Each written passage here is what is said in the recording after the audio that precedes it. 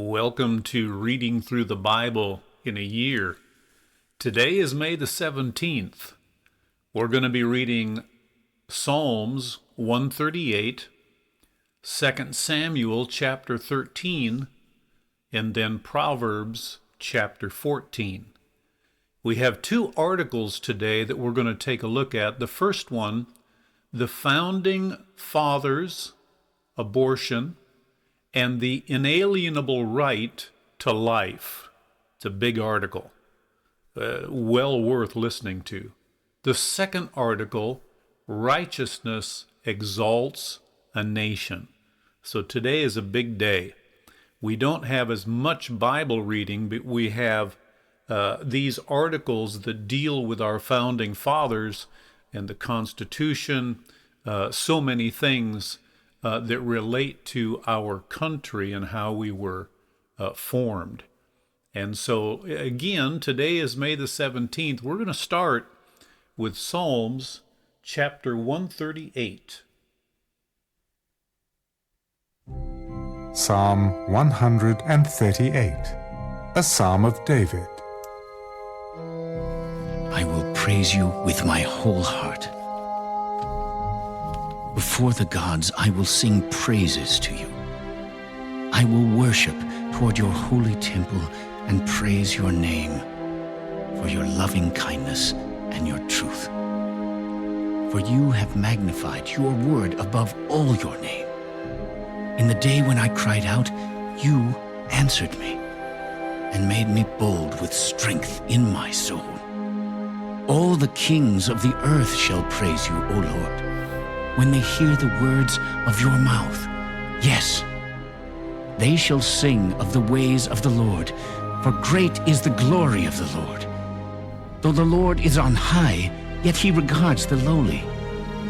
But the proud he knows from afar. Though I walk in the midst of trouble, you will revive me. You will stretch out your hand against the wrath of my enemies, and your right hand will save me. The Lord will perfect that which concerns me. Your mercy, O Lord, endures forever. Do not forsake the works of your hands. Amen. Psalms 138. Now we're going to turn in our Bibles to 2 Samuel, and we have been reading multiple chapters out of Samuel, but today we are just going to read one chapter, chapter number 13. After this, Absalom, the son of David, had a lovely sister, whose name was Tamar, and Amnon, the son of David, loved her. Amnon was so distressed over his sister Tamar that he became sick, for she was a virgin, and it was improper for Amnon to do anything to her. But Amnon had a friend whose name was Jonadab, the son of Shimeah, David's brother. Now Jonadab was a very crafty man, and he said to him, "Why are you, the king's son, becoming thinner day after day? Will you not tell me?" Amnon said to him, I love Tamar, my brother Absalom's sister. Lie down on your bed and pretend to be ill. And when your father comes to see you, say to him, "Please let my sister Tamar come and give me food, and prepare the food in my sight, that I may see it and eat it from her hand." Then Amnon lay down and pretended to be ill. And when the king came to see him, Amnon said to the king, Please, let Tamar, my sister, come and make a couple of cakes for me in my sight, that I may eat from her hand. And David sent home to Tamar. Now go to your brother Amnon's house and prepare food for him. So Tamar went to her brother Amnon's house, and he was lying down. Then she took flour and kneaded it, made cakes in his sight, and baked the cakes. And she took the pan and placed them out before him. But he refused to eat. Have everyone go out from me. And they all went out from him. Then Amnon said to Tamar, Bring the food into the bedroom, that I may eat from your hand. And Tamar took the cakes which she had made and brought them to Amnon her brother in the bedroom. Now, when she had brought them to him to eat, he took hold of her. Come, lie with me, my sister. No, my brother! Do not force me! For no such thing should be done in Israel. Do not do this disgraceful thing! And where could I take my shame? And as for you, you would be like one of the fools in Israel. Now, therefore, please speak to the king, for he will not withhold me from you. However, he would not heed her voice, and being stronger than she, he forced her and lay with her. Then Amnon hated her exceedingly, so that the hatred with which he hated her was greater than the love with which he had loved her. And Amnon said to her, Arise, be gone.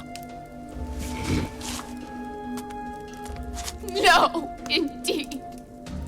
This evil of sending me away is worse than the other that you did to me. but he would not listen to her. Then he called his servant who attended him. Here, put this woman out. Away from me, and bolt the door behind her. Now she had on a robe of many colors, for the king's virgin daughters wore such apparel. And his servant put her out and bolted the door behind her. Then Tamar put ashes on her head, and tore her robe of many colors that was on her, and laid her hand on her head, and went away crying bitterly.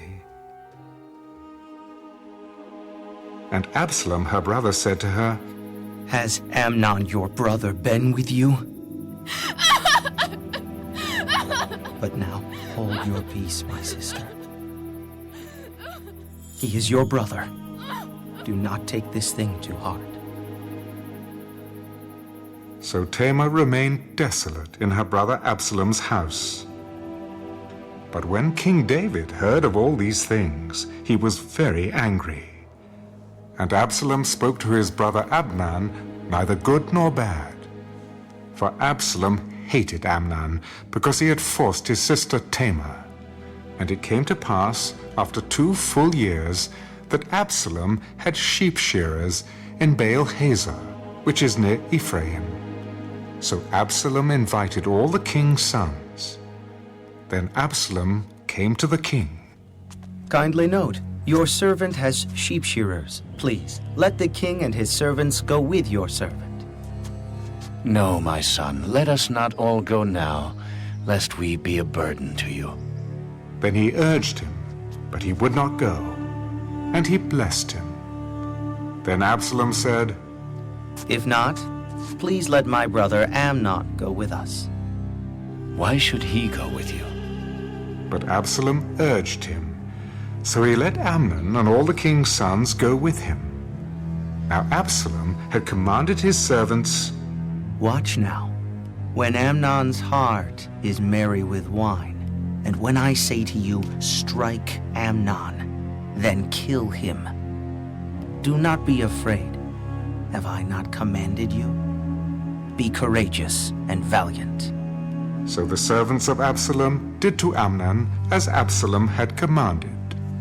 Then all the king's sons arose, and each one got on his mule and fled.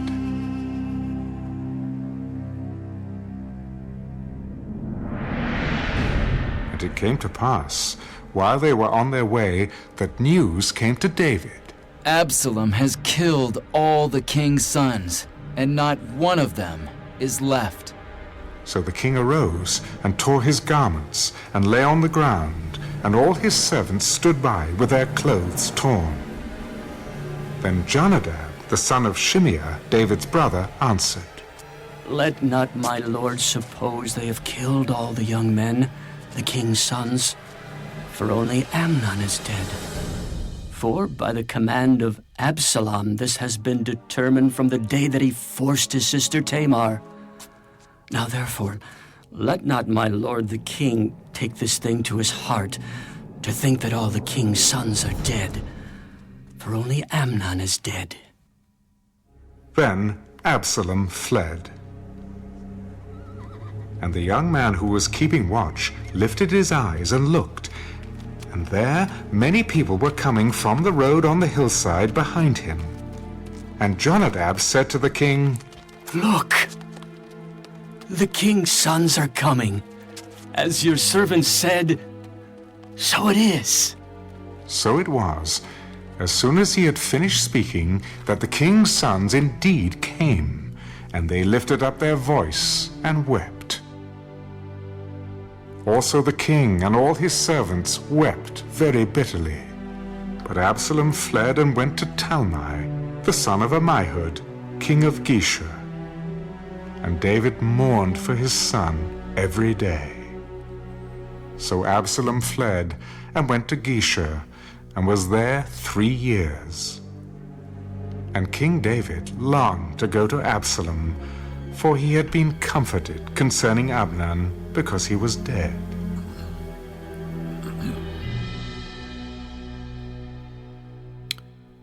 Second Samuel chapter 13.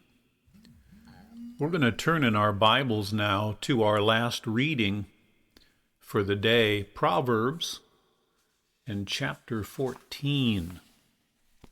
Proverbs chapter 14. The wise woman builds her house, but the foolish pulls it down with her hands. He who walks in his uprightness fears the Lord, but he who is perverse in his ways despises him. In the mouth of a fool is a rod of pride, but the lips of the wise will preserve them.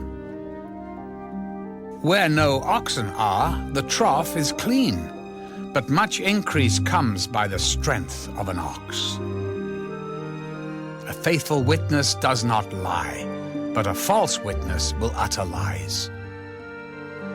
A scoffer seeks wisdom and does not find it, but knowledge is easy to him who understands. Go from the presence of a foolish man when you do not perceive in him the lips of knowledge. The wisdom of the prudent is to understand his way, but the folly of fools is deceit. Fools mock at sin, but among the upright there is favor. The heart knows its own bitterness, and a stranger does not share its joy.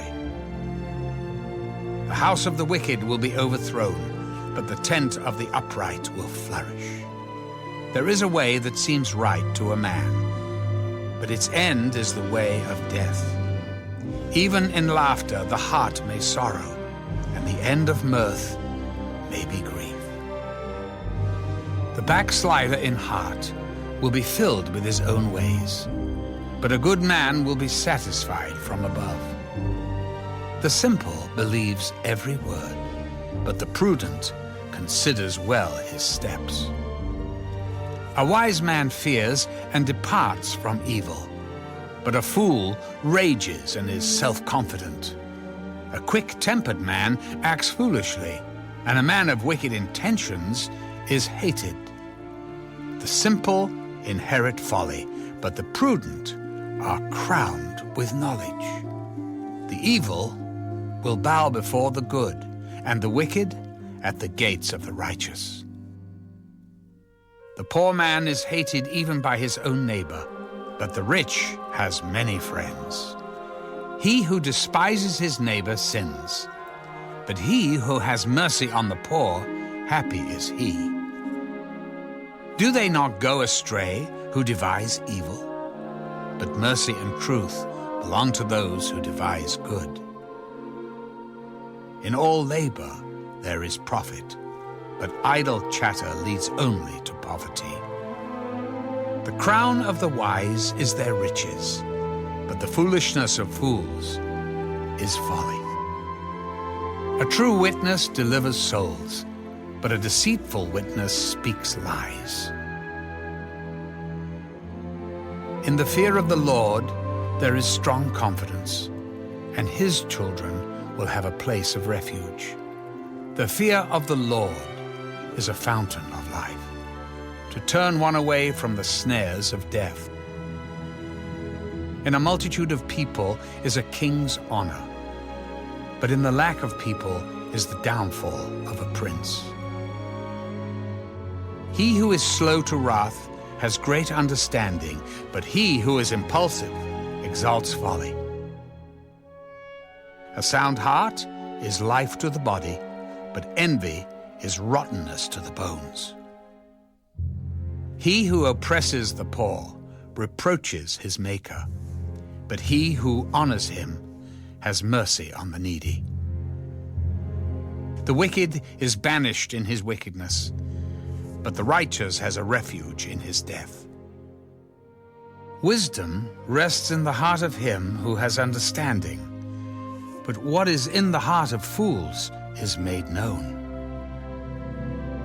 Righteousness exalts a nation, but sin is a reproach to any people. The king's favor is toward a wise servant, but his wrath is against him who causes shame.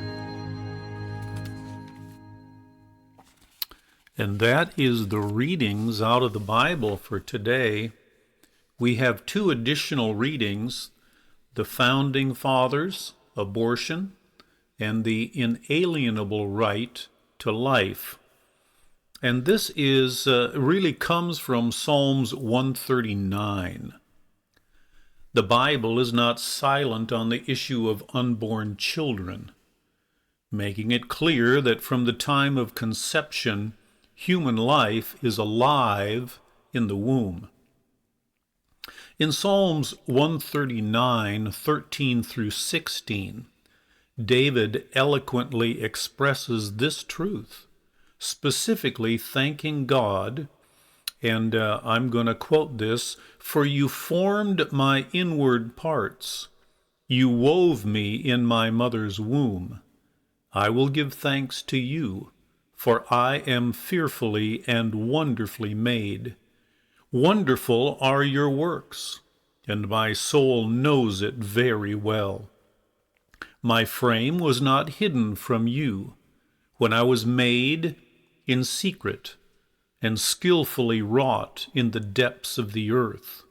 Your eyes have seen my unformed substance, and in your book were all written the days that were obtained for me, when as yet there was not one of them."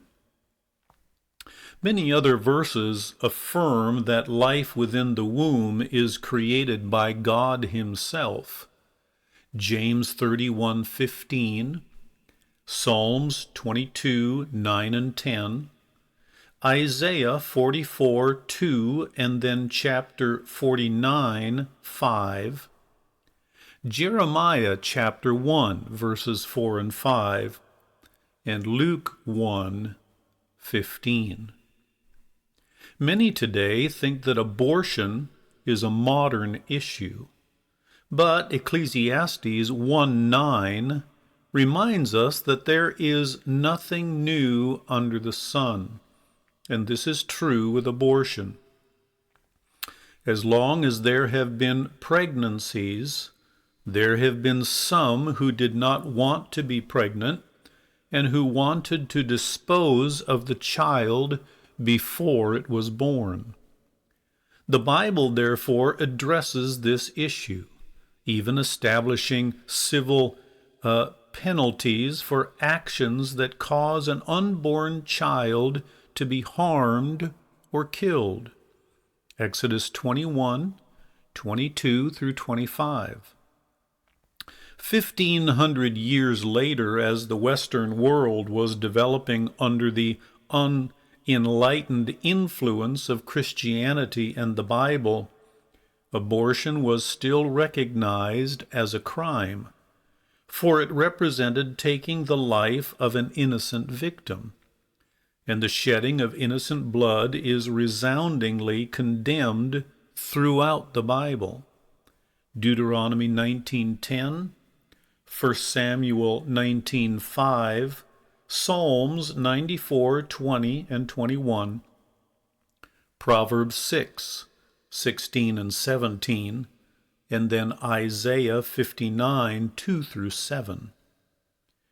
Abortion was so thoroughly repudiated that it became a crime under the common law, which is recognized as the basis of law in civilized nations, and which was incorporated into the U.S. Constitution through the 7th Amendment. From America's earliest beginnings, abortion was always seen as wrong. For example, for the first century and a half following our initial colonization, America was under British law, and the policy on abortion throughout that time was explained by British judge and legal writer William Blackstone, a favorite author of the Founding Fathers. And I quote, "Life is the immediate gift of God, a right inherited by nature in every individual, and it begins in contemplation of law as soon as an infant is able to stir in the mother's womb. For if a woman is quick with child, and by a potion or otherwise kills it in her womb, or if anyone beats her whereby the child dies in her body, and she is delivered of a deaf child, this was by the ancient law homicide or manslaughter." After America separated from Great Britain, the Founding Fathers made a new government, but they preserved the previous position against abortion, a fact made clear by James Wilson, a signer of both the Declaration and the Constitution, placed as an original justice on the Supreme Court by President George Washington. Wilson began America's first organized legal training, in which he told law students, and I quote, "With consistency, beautiful and undeviating human life, from its commencement to its close, is protected by the common law.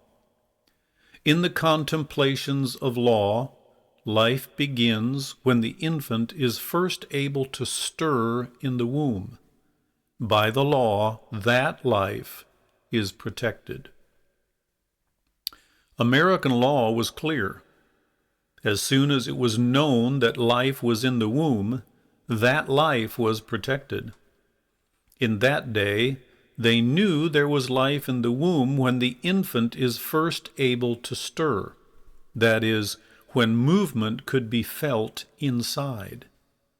But with today's technology, it's possible to know within only days that there is life in the womb, from which point that unborn life was to be protected under the law, a historical position repudiated by the U.S. Supreme Court in 1973 in Roe versus Wade. The founders believed that the right to life was the first of the inalienable rights that God had given to every individual. When John Quincy Adams was quite elderly, he reminded the rising generation, and I quote, "As the Declaration of Independence and that will tell you that its authors held for self-evident truth that the right to life is the first of the unalienable rights of man, and to secure and not to destroy that right, governments are instituted among men." According to our founding documents, a primary reason that government exists is to protect the inalienable right to life. Interestingly, America's position on protecting the life of a child during the time of the founders was quite different from what was practiced in many other nations. Across much of Europe, it was wrongly believed that parents gave life to their children, so under the law in those countries, parents had the right to take their child's life. But Americans knew that the life of a child came not from parents, but rather from God. Parents, therefore, had no right to deprive an unborn child of its life. As signer of the Declaration, John Witherspoon acknowledged, "Some nations have given parents the power of life and death over their children. In America, we have denied the power of life and death to parents." Because God Himself gave the inalienable right to life, America's early state laws were very clear on the issue of parents taking an unborn life, such as the law in Virginia that declared, "But if a woman be with child, and gives her a potion to destroy the child within her, this is murder. For it was not given her to cure her of a disease, but unlawfully to destroy the child within her." America must once again regain the unwavering biblical conviction that not only are we fearfully and wonderfully made by God Himself, who wove me in my mother's womb, Psalms 139, but also that the right to life is the first of the unalienable rights of man, and that to secure and not to destroy that right, governments were instituted, John Quincy Adams. We must elect all of our civil leaders according to this standard. And that is the end of this article, The Founding Fathers, Abortion, and the Inalienable Right to Life. Now we have another article, Righteousness Exalts a Nation. And this comes from Proverbs 14 and verse number 34. Let me turn here. 34, righteousness exalts a nation, but sin is a disgrace to any people. America's founding fathers were concerned not just about their own generation, but also about posterity, about future generations. In fact, when they wrote the U.S. Constitution, they candidly acknowledged that they had done so in order to secure the blessings of liberty to ourselves and our posterity. Reflecting this concern, in an election sermon preached to the Connecticut legislature, the Reverend Matthias Burnett admonished citizens and leaders, and he said, "To God and posterity you are accountable for your rights and your rulers. Let not your children have reason to curse you for giving up those rights and prostrating those institutions which your fathers delivered to you." He reminded citizens that while they would give an account to God for whether or not they had preserved the rights He had trusted them, they would also answer to posterity. Patrick Henry held identical sentiments. When he passed away in 1799, his personal legal documents and his will were opened and publicly read by his executors. Included with his will was an original copy of the 1765 Stamp Act resolutions, early precursors to the American Revolution, passed by the Virginia legislature, of which Henry had been a member. On the back of those resolutions, Henry penned a handwritten message, knowing it would be read at his death. He recounted the early colonial resistance to British policy that eventually resulted in the American Revolution, and then concluded with this warning: whether this, the American Revolution, will prove a blessing or a curse will depend upon the use our people make of the blessings which a gracious God hath bestowed on us. If they are wise, they will be great and happy. If they are of a contrary character, they will be miserable. Righteousness alone can exalt them as a nation. Proverbs 14:34. Reader, whoever thou art, remember this, and in thy sphere practice virtue thyself, and encourage it in others. P. Henry. Whether or not America will prosper into the future depends on its righteousness today. But how is national righteousness measured? Dozens of Bible passages, Deuteronomy 28, 1 Kings 18, 1 Chronicles 21, affirm that the righteousness of any nation is defined by its public policies and how well they conform to God's standards.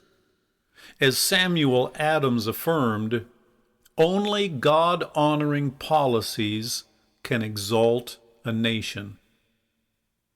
And I quote, "Divine revelation assures us that righteousness exalteth a nation. Communities are dealt with in this world by the wise and just ruler of the universe. He rewards or punishes them according to their general character." Across the pages of American history, this verse has been regularly cited by both political and religious leaders. For example, Frederick Douglass, a minister of the gospel who also served as a political leader long before and after the Civil War, told citizens, and I quote, "I have one great political idea. That idea is an old one. It is widely and generally assented to. Nevertheless, it is very generally trampled upon and disregarded. The best expression of it I have found in the Bible. It is in substance. Righteousness exalteth a nation. Sin is a reproach to any people. Sir, this constitutes my politics, the negative and positive of my politics, and the whole of my politics. I feel it my duty to do all in my power to infuse this idea into the public mind, that it may speedily be recognized and practiced upon by our people." Douglass believed that every political concern should be guided by issues of righteousness. But too often today, political concerns and even citizen votes are guided instead by issues of economics. What is good for the economy, my job, my pocketbook, etc. When Jesus' disciples became focused on such worries, on their food, clothing, income, lands, and homes, he reminded them that if they would seek first his kingdom and his righteousness, all of their economic concerns would be provided for. Matthew 6:33. Strikingly, when a nation pursues economic over righteousness, it generally loses both. Notice how frequently secular nations find themselves facing burgeoning and unsolvable economic problems. The only way to preserve economic prosperity is by pursuing righteousness in public policy. The Reverend Francis Grimke understood this. Born to a slave mother in 1850 in South Carolina, he served as a valet in the Confederate Army until emancipation. After the war, he attended Lincoln University, Howard University, and Princeton Theological Seminary, and became a minister in Washington, D.C. He not only lived through the Civil War as a boy, but as a young man survived the barbarity of the Ku Klux Klan over the 2 decades following the war. Then, in the early 1900s, as an older adult, he watched the second revival of the Klan as it marched openly in parades in Washington, D.C., with many members of Congress participating. Having personally witnessed the literal splitting apart of America, and now seeing the resurgence of the Klan with the same tone and rhetoric as 50 years earlier, he was convinced that this time the nation would remain united. But in a sermon delivered in 1909, he warned what America's future be should we ever depart from righteousness. And I quote, "The stars and stripes, the old flag, will float over all these states. And if the time ever comes when we shall go to pieces, it will be from inward corruption, from the disregard of right principles, from losing sight of the fact that righteousness exalteth a nation, but that sin is a reproach to any people."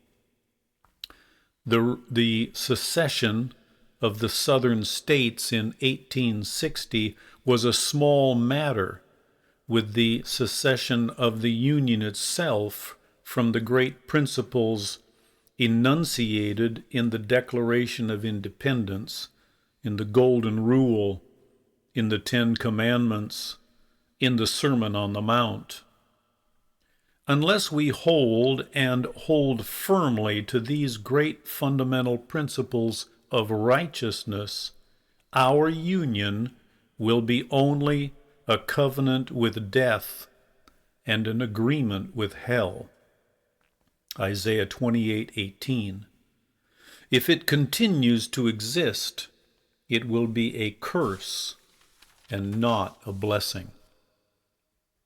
When selecting public officials, Christians must make their first and foremost concern not what can be done for their pocketbook or their job, but rather whether that official will advance policies upholding biblical standards of righteousness.